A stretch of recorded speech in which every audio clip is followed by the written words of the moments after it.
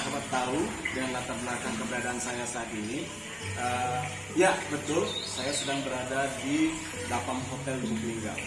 Alhamdulillah, syukur di hadapan saya, bersama saya hari ini orang yang luar biasa, senior saya ini, General Manager Hotel Dapam Lubuk Linggau, Pak Adin Jumiadi, ya, Pak Jumiadi. Tapi dipanggil Pak Adin ya. Pak Adin. Biasa. Ya, guys. Sengaja, alhamdulillah kami baru saja ketemu kemarin di waktu sholat zuhur ya Pak ya, di salah satu masjid di Kota Lubuk Linggau, di Masjid Fisabilillah tepatnya. Nah kemudian saya jalin komunikasi dengan beliau. Saya merasa saat sholat itu Pak Adin, saya berpikir ini bukan apa-apa kebetulan ya, saya dipertemukan dengan orang yang luar biasa. Mudah-mudahan saya tidak lebay, karena saya cepat melihat siapa yang dipertemukan Tuhan itu kepada saya jadikan dia guru. Saya kosongkan gelas saya, terlebih-lebih kepada beliau memang sudah senior. Saya sedikit perkenalkan ya, Pak Adin ini General Manager di Hotel Dapam. Jenjang karirnya menariknya, sahabat-sahabat Rehan yang baik dan kreatif, jenjang karirnya itu betul-betul dari bawah. Nah ini yang akan menginspirasi teman-teman. Beliau bukan berlatar belakang pendidikan formal pariwisata atau hotel. Nanti kita kulik, kita tanya biar Pak Adin yang menyampaikannya. Tetapi saya dari data kurikulum PT yang disampaikan, ya, beliau ini luar biasa, punya skill banyak sekali dalam bahasa Inggris nih sahabat. Saya diuji dalam membaca skillnya dan bahasa Inggris juga. Di sini skillnya technical expertise in hotel operation, conceptual skill for business strategy. Kemudian Pak Adin juga punya skill analytical skill to the relevant issues. Kemudian human relation skill both inside and outside organization. Kemudian skill Pak Adin ini punya skill leadership skill to achieve organization goals. Nah, itu skillnya teman-teman ya, teman-teman yang berlatar belakang pariwisata pasti paham itu. Nah, kepada teman-teman yang tidak berlatar belakang pariwisata atau hotel yang mengikuti, siapa tahu dari obrolan saya dengan Pak Adin nanti ada inspirasi ya, bagaimana karir itu tidak bisa dibangun secara instan. Karir itu dibangun secara proses panjang ya Pak ya. Nah, Pak Adin saya terkesan sangat menikmati proses panjang membangun karirnya itu. Nah kemudian organization di sini dia juga PHRI ya Pak ya, dia anggota PHRI. PHRI itu Persatuan Hotel dan Restoran Indonesia ya. Kemudian ada juga Forkom Umas Sleman. Ya Sleman, betul nggak salah.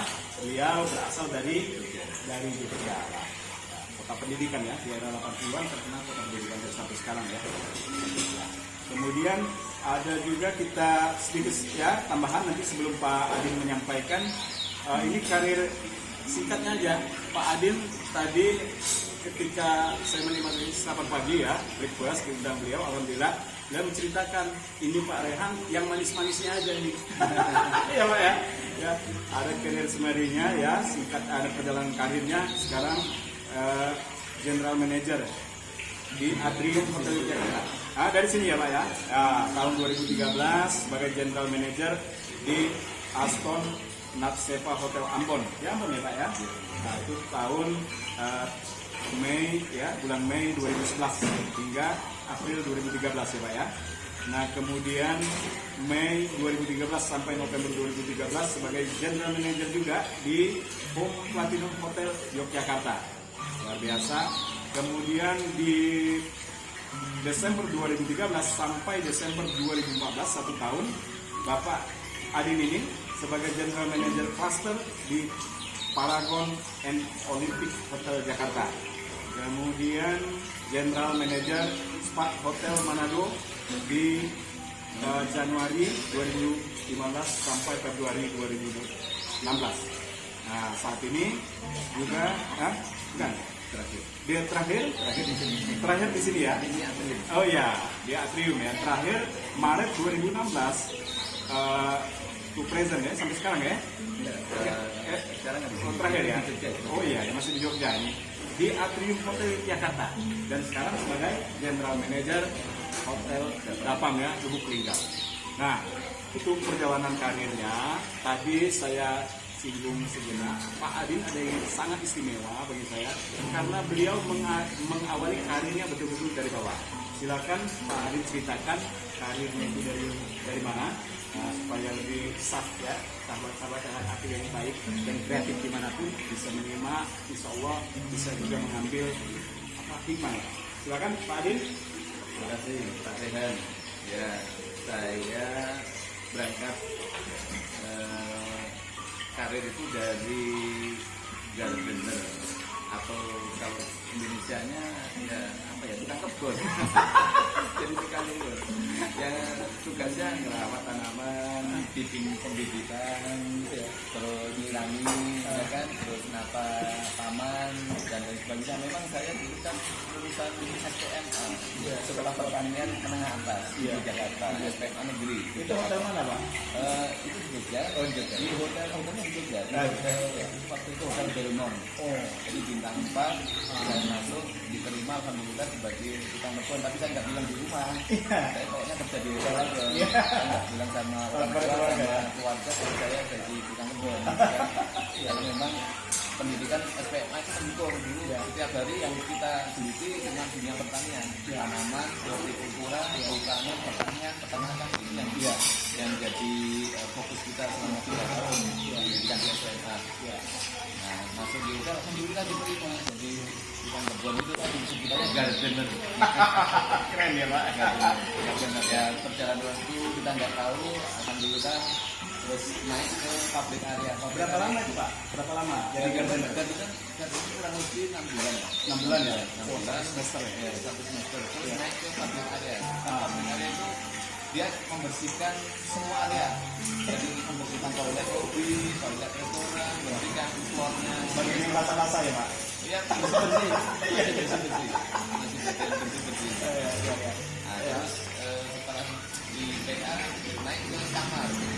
Jadi niatkan kamar untuk dipakai tamu. Nah itu sudah naik. Salarinya juga naik. Ya sebetulnya naiknya nggak seberapa. Dulu waktu gaji pertama kali itu 75.000. Di tahun 92. Tahun 92 Ya, gaji pertama 75.000 kerja di hotel. Terus gaji itu baru naik ke resepsi. Resepsi itu kami sudah validasi ke pinjam. Jadi agak keren. Keren ya. Tapi kan sebelumnya ya itu kan dari KPK ya, dari gardener gitu kan ya. Gitu. Baru setelah itu sudah beda ininya, karena kan pakai dasi, pakainya kelihatan lebih ini kan, lebih Parlentu ya, sedikit ya. lebih kelihatan good looking gitu. Good looking ya. Setelah itu kami baru mikirin pendidikan. Baru mikirin pendidikan karena dulu kan memang lulus SMA ya SMK lah, selevel SMK sekarang kan. Baru mikirin pendidikan. Pendidikan itu saya ambil harus bisa bahasa Inggris lebih itu. Artinya begini. Sorry ya, dipotong. Bapak dalam kondisi itu memikirkan pendidikan. Artinya sadar akan kapasitas. Betul. Pada saat itu.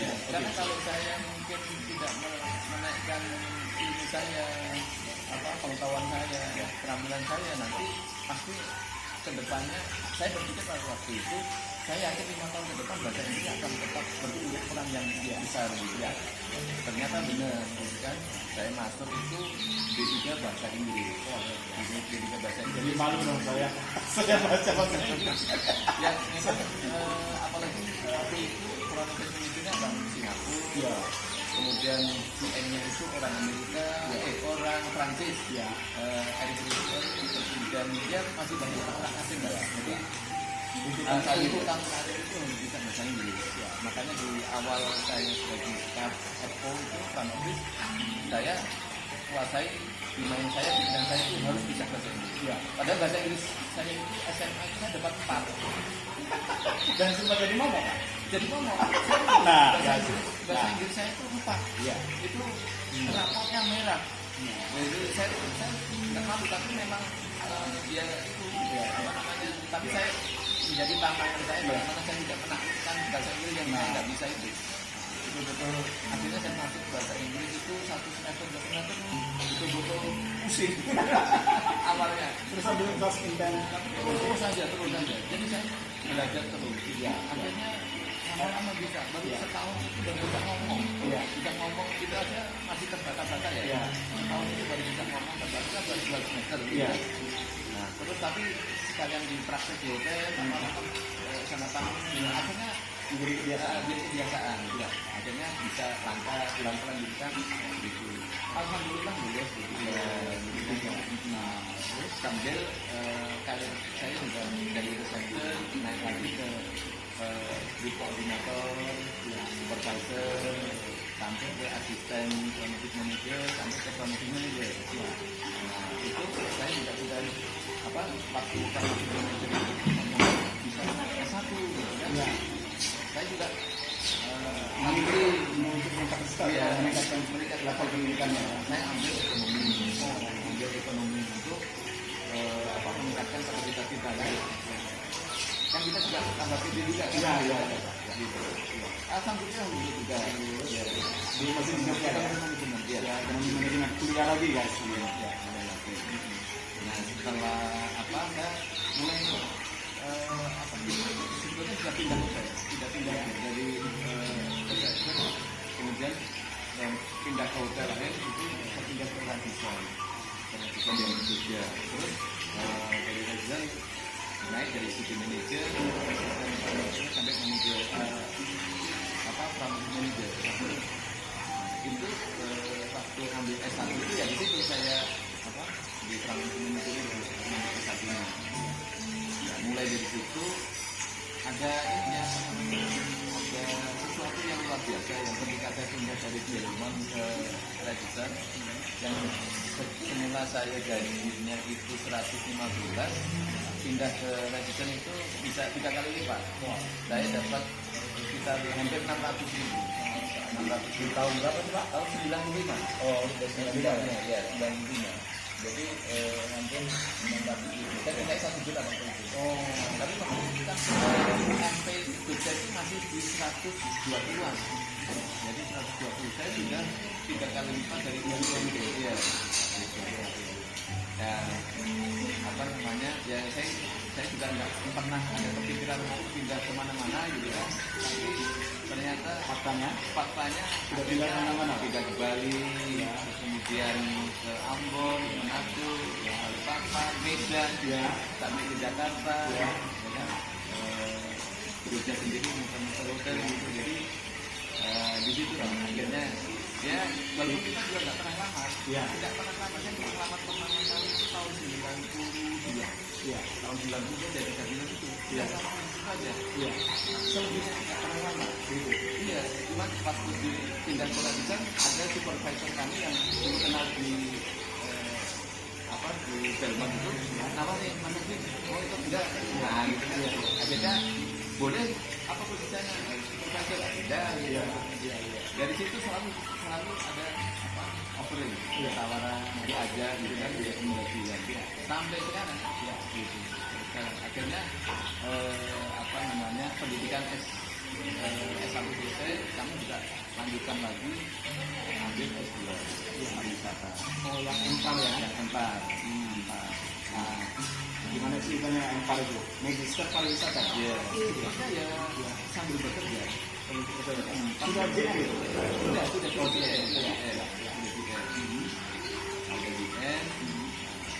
sudah banyak kesibukan juga tapi kami sempatkan harus upgrade knowledge, upgrade pendidikan di Jogja kita empar ada yang mondoannya tadi baru teman rekan official ya? Rekan hasil official mudah-mudahan bisa lanjut S3. Amin ya rabbal alamin. Nah saya setuju.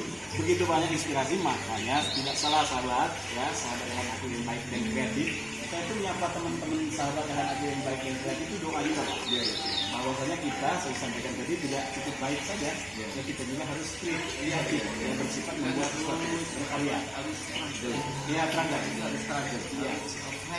Jangan gampang menyerah. Jangan kadang-kadang yang kita ini kan suka capek, malas, karena yang saya lakukan itu dulu waktu punya S1 itu yang lainnya sudah tidur, sudah nyaman di rumah, saya masih berat jadi kan saya kerja dari jam 7 pagi sampai jam 5 sore, nah, jam 5 sore saya kuliah. Iya. Itu sampai jam 9, jam 10 malam. Iya. Itu kan akhirnya kan selesai juga. Iya. Nah itu begitulah.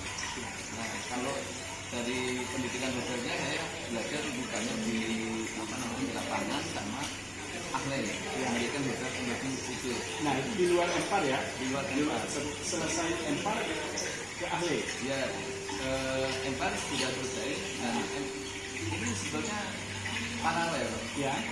Kami ngambil Empar, Ya. kali ini sudah Lalu ngambil keahlian di ahli ya. Ahli ini teman-teman ya, American Hotel Lodging Education Institute, merupakan kelas jauh lah singkat cerita, kelas jauh dari Amerika yang dibuka di Bali ya Pak. di Bali di sekarang udah ya pendidikan di Bali. Oh, jadi gelarnya nih, gelarnya Pak Adin Juniadi SE Empar CHA atau CHE. Ya, Certified Hotel Administrator. Nah, itu dia. Dari ahli ya, CHA. Oke, lanjut Pak. Sangat inspiratif. Kita tidak boleh struggle ya. Kita harus struggle ya. Harus baik ya. Ya, invest dulu. Ya. Jangan kita baru sekali sudah pengennya menikmati. Ya, setuju banget ya. Harus ya. Kita punya uang investasikan untuk pendidikan. Ya, Tapi itu pendidikan itu saya ke atas ya Pak. Ya. Pendidikan itu sampai kapan pun tetap Ya. dibutuhkan. Iya. Ya faktanya kita sorry ya, Pak Adin ini juga seorang Muslim ya. Kalau kita di Muslim itu ada yang namanya talqin ya Pak. Ingat kita ya. Ternyata terlepas dari pro dan kontranya itu, saya ambil pelajaran saja. Kenapa orang sudah dibungkus kain kafan, sudah di dalamnya yang lahat, masih tidak diajari ditalqin gitu ya. Nanti siapa nama Tuhan Allah diajarkan gitu. Artinya hikmah yang tadi belajar sampai yang lahat itu.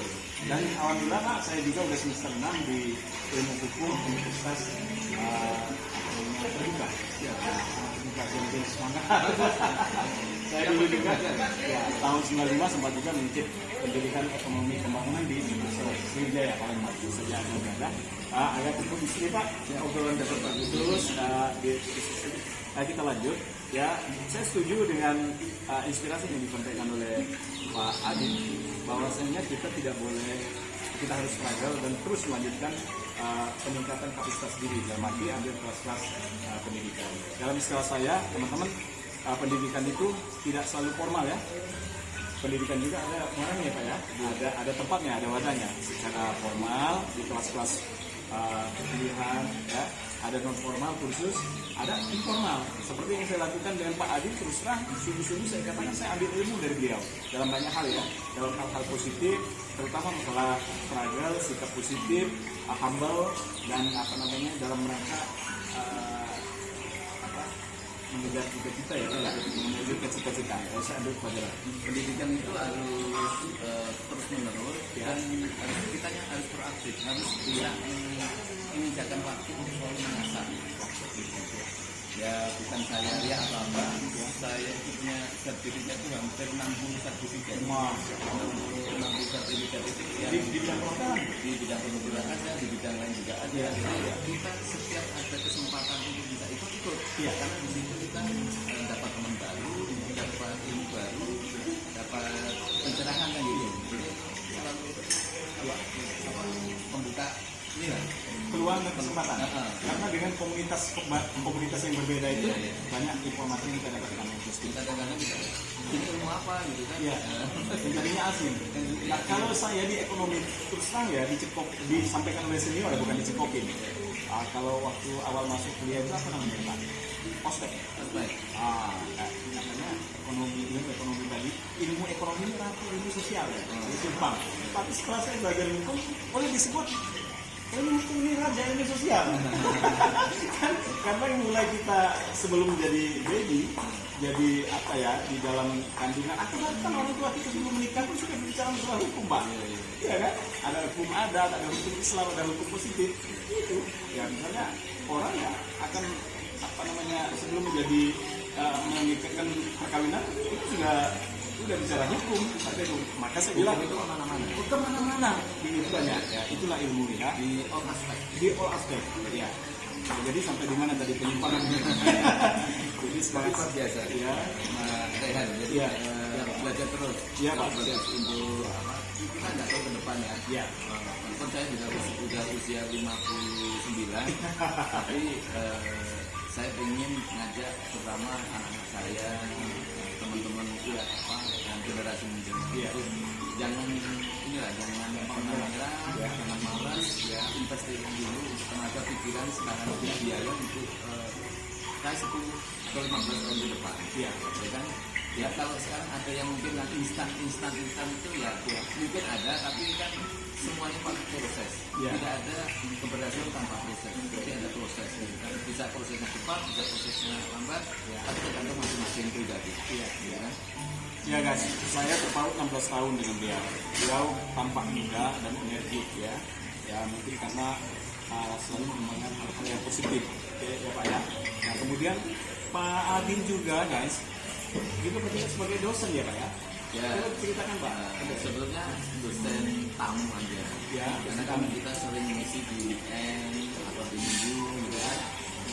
Kemarin waktu COVID ya kita virtual. Dan cuma sekarang ini jadi waktu itu saya masih di Jogja, sekarang kan saya di Indo. Cuma memang ada beberapa tawaran yang belum saya penuhi di sini karena masih mengelola beberapa unit usaha hotel. Alhamdulillah kami ada perumahan, kemudian ada proyek hotel baru juga, kemudian taman wisata Bukit Alon dan hotel Java.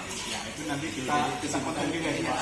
Ada yang membuat kalau ngajar itu harus mikir 2 kali karena kalau misalnya sudah bisa aja kan harus dijalankan. Nggak boleh ini kan, nggak boleh ada alasan sibuk ini itu yang jadi pertimbangan. Jadi mudah-mudahan begini guys, saya juga mendapat dari universitas terbuka yang boleh dikatakan sudah teruji mengembangkan pendidikan sistem jarak jauh Pak. Jadi pola pembelajaran juga selain tatap muka, ada juga web kan, tutorial webinar. Ada juga yang hybrid, baru masuk ya tatap muka blended blended ya. Ada juga apa namanya itu pola learning, ya kan?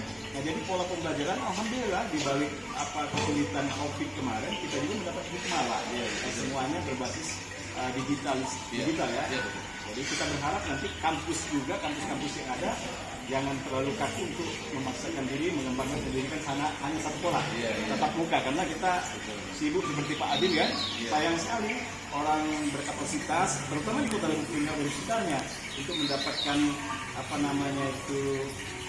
sumber daya yang universitas lebih membuka diri untuk lebih fleksibel. Nah, dalam arti ya kalau nggak bisa tatap muka, ini aja virtual, tapi masih bisa mengikuti di kelas gitu. Betul. Ada sebagian mahasiswa yang di kelas, tapi ada sebagian yang nggak bisa datang di virtual. Yang penting kan dia tetap mengikuti dan bisa mengerjakan tugas-tugas yang didesain oleh dosen gitu ya. Itu sih harapan saya. Iya, oke, kembali ke fokus awal. Kita ingin mengulik begini, sahabat-sahabat Renaki yang baik dan kreatif. Di balik obrolan kita ini, mudah-mudahan kita bisa mengambil hikmahnya. Hikmahnya adalah yang terbesar adalah Pak Adinnya orang struggle, semangat sekali. Dia mampu memikirnya jangka panjang. Ada cerita ketika saya kenal dengan Pak Adin bilang ada yang gimana Pak yang sarjana S1 pariwisata bahasa Inggris itu. Ada, kita ambil hikmahnya dari gimana Pak? Ya pernah waktu itu saya menjadi HRD manager, ada satu lulusan mahasiswa di universitas di Jogja nih? Ya di Jogja, tapi mereka itu sudah lulus kemudian lamar. Nah sebetulnya bagus orangnya, jadi sisi penampilannya bagus, komunikasi yang bagus. Cuman ada satu hal yang saya sayangkan, saya sebetulnya waktu itu ngetes aja. Saya coba mau nggak kamu jadi pelayan di restoran. Dia berpikirnya kurang positif, akhirnya saya tawarin itu dia nggak mau. Pak saya kan lulusan sarjana Pak, saya kalau jadi pelayan saya nggak mau. Gitu. Padahal maksudnya memberikan kesempatan paling 6 bulan atau berapa ya Pak? Sebetulnya yang penting kalau saya masuk masuk di satu organisasi kan akan udah di dalam yang perkembangan potensi yang bagus, komunikasi yang bagus. Ya tapi kita akan tempatkan orang yang baiknya di mana yang kira-kira paskan gitu. Yang penting kalau saya masuk aja dulu. Dia kenal manajernya, supervisornya, kenal semua manajernya yang ada gitu. Itu harusnya begitu. Nggak usah pilih-pilih dulu. Gitu. Jadi hikmahnya? Ya hikmahnya masuk aja itu yang penting. Iya. Ya kan? Jangan pilih-pilih. Iya. Walaupun Anda kalau di hotel itu walaupun Anda S2, S1, tidak peduli S2, S1, Iya. tetap masuk sebagai staf biasa. Iya, iya. Kali itu kan di hotel. Iya. Tidak ada terus tiba-tiba jadi supervisor, tidak ada. Iya, iya, Itu iya. dari staf. Betul itu. Nah itu guys, jadi hikmahnya adalah terutama kepada sahabat-sahabat atau adik ya, adik-adik kita yang berlatar belakang pendidikan formal pariwisata. Iya, iya. Jadi jangan mentang-mentang udah S1 atau S2, nanti takut ya, bukan takut, Nggak mau. nggak mau ditawarin hal Jadi pelayan. pelayan. Kayak saya jadi Iya. gardener. Iya betul, kayak Bapak gardener sebelum sampai ke JM Pak ya. Nah begitu pun juga di bidang-bidang pekerjaan lain. Seperti saya ini konten Pak. Kalau berpikir dengan keterbatasan yang ada, jujur saya nggak pernah bikin konten Pak. Saya takut ya Pak. Saya takut dengan keterbatasan yang ada. Tapi mudah-mudahan dengan niat dan kesungguhan kita akan mengalir nanti. Nah, alam itu mungkin akan mendukung gerakan kita. Ya. Ya.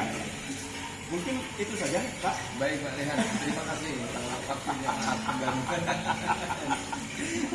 Jadi sahabat Rehan Agil yang baik dan kreatif dimanapun Anda berada, alhamdulillah perbincangan singkat kita dengan General Manager Hotel Dapam Blue Linggau Pak Adin Juniadi, SE Empar CHA, ya orang yang luar biasa. Mudah-mudahan tidak sebatas obrolan ini saja Pak, nanti kita bisa tindak lanjuti obrol lagi bersinergi dalam bidang selanjutnya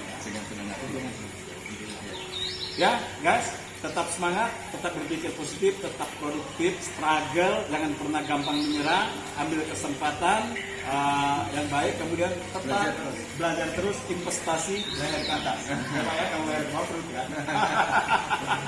Salam semangat Pak. Salam semangat ya. Terima kasih.